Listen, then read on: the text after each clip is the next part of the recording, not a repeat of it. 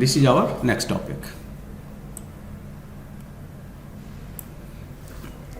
So first of all, the question arises, what is quadratic form?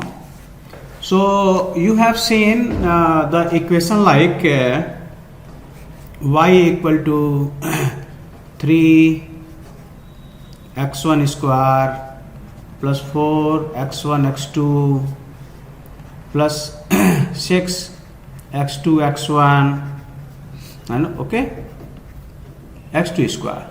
So in this equation you can see that every term, there are 4 terms, 1, 2, 3 and 4. There are 4 terms and each and every term is of 2 variables. Here in the first term there are 2 variables x1 and x2. Both are multiplied to each other. In the second term x1 and x2 term, and both terms are multiplied. In the third term x2 and x1, but the order is different, and in this case also there are 2 terms, and in the last term there are 2 terms x2 and x2 again. So again there are 2 terms.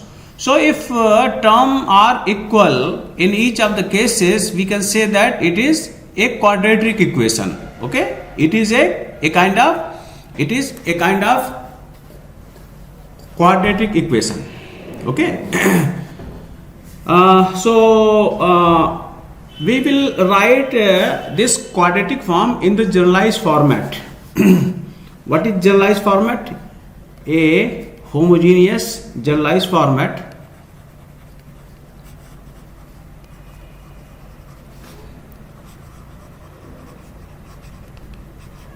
Generalized equation of quadratic form. Quadratic form is, it can be written as, suppose here in place of y I am writing as q, okay, because in the book it is q. So for the sake of easiness, so that for the variable we don't have any kind of confusion here, we are dealing with the same term. Here there are 2 terms, so again we will write 2 terms, a x and x. Okay, there are 2 terms. I will say this is xi, this is xj, and for the coefficient I will write it a I j. Okay. Summation sign, because there are so many terms, therefore we will apply summation sign here. And there are 2 term, there are 2 variable I and j here. So ij in the first term it will start from 1, not 0, because in the case of 0 the term will be 0. So here it will start from 1 and will go to n. Okay, because in the mathematics normally we write the maximum extreme point as n. So the above equation in the generalized form can be written like this. Clear? Here as you can see, xi and xj are the variables, and aij is the coefficient of xi and xj. So if you expand this term, it will be like a11 x1 x1, because this I equal to 1 and j equal to 1, therefore it will be like x1 x1. So it will be like this term, okay, x1 square. Again, for I is 1 and j is varying, like in the case of matrix. Okay, in the first row, it is varying, j is varying, and for the row the I will be varying. So in this case suppose a12, because the second term, that is j is varying, so x1 x2 plus a13 x1, and this is x3. So it will be varying like this. Again when I become s2, so it will be a21 x2 x1, okay, because it is I, it is j, and x22 it is x2 x2 x23 x2 x3, like this. Okay, it will be varying like this. So the generalized quadratic equation can be written like this. You can see that in each of the term there are two variables, and these two variable is in the multiplication form, like x1 x1 x1 x2 x1 x3, like that. So I think it is very much clear to you. Now this generalized form now can be written in the form of matrix, because you can see that all the coefficients are like a matrix, okay, because in the matrix the row are a11 a12 a13, okay, a21 a23. So in this case also it is like that. So we can write the thing in the form of matrix also. So the Q can be written in the form of matrix as Q equal to X transpose, A is the matrix, and X, because I already have explained that in the case of matrix, if you apply the multiplication sign, the first should be the transpose of the second one, because in this case only the column of first and row of the second matrix could be same. Otherwise, if the column and row of a matrix is not same in both of the cases, X multiplied by X is not possible in the case of matrix. It is possible only when you change one of the matrix in the transpose form. If you change a 2 cross 3 matrix in the transpose form, it will be converted into 3 cross 2 matrix. So 3 cross 2 can be multiplied by 2 cross 3 matrix, okay. A 2 cross 3 matrix cannot be multiplied by a 2 cross 3 matrix. It is not possible. So, okay.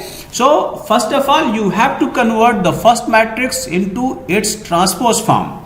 Therefore, for the first variable, we have converted the matrix into its transpose form. Okay. And in the case of matrix, there is one very important conception, that the variable is written in the middle. Okay. So first of all, this the first variable in the transpose form is multiplied with the constant, and then the resulting matrix which is in the transpose form, that means the row of the first one is equal to the column of the second one, and therefore it can be multiplied with the second matrix. So by using this conception, you can say that this generalized format is equivalent to this format, okay. This generalized format is equivalent to this format. Naturally, you can understand that what is A, what is X, okay. So here the what is A,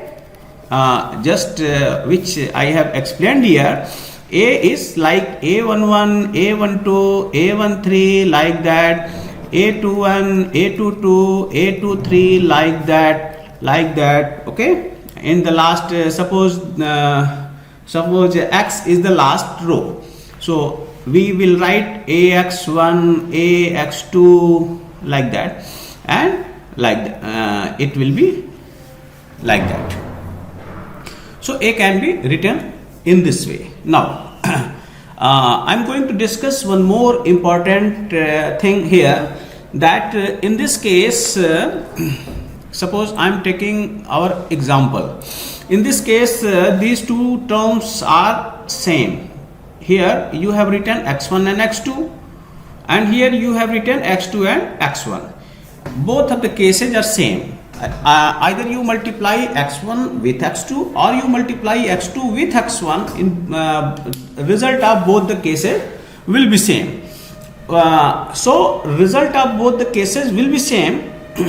So if you want to write the matrix in the symmetric form, in this case the matrix is a quadratic matrix, but the matrix is not the symmetric matrix, okay. On the last term we have discussed what is symmetric matrix. The symmetric matrix was when the equivalent values are same, okay. This value is equal to this value is same as this value, okay. This value was same as this value, okay, and this was the diagonal element. So if a mirror is placed along the diagonal element, then the element are looking alike. So this matrix was the symmetric matrix. So in the case of the equation, because a linear equation is also a mapping of the matrix. A linear equation is also a mapping for the matrix. Therefore, if you want to explain what is symmetric matrix, in this case also the same term would be should be having the same coefficient, but in this case the first term is having a coefficient as 4 and the second term is having coefficient as 6. So yet this is a quadratic equation, this is not a symmetric equation. Okay, so now our aim is to convert this equation into a symmetric form. So let us write this equation again here. Suppose I have written the equation as q equal to 3x1 square plus 4x1 x2 plus 6x2 x1 plus x2 square. Okay, so by the above rule, what will be the a will be like 3 is the coefficient of x1 3 is the coefficient of x1, therefore 3 will be written here. Now 4 will be written here, 6, and these are the diagonal element, square element are the diagonal element, so here the coefficient is only 1. So this is 1.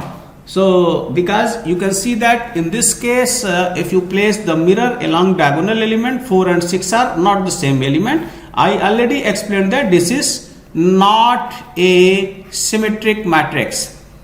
This is not a symmetric equation. Okay, in this case it is equation, and in this case it is matrix. So it is not a symmetric equation. So what can we do to convert this equation into a symmetric equation? We take the mean.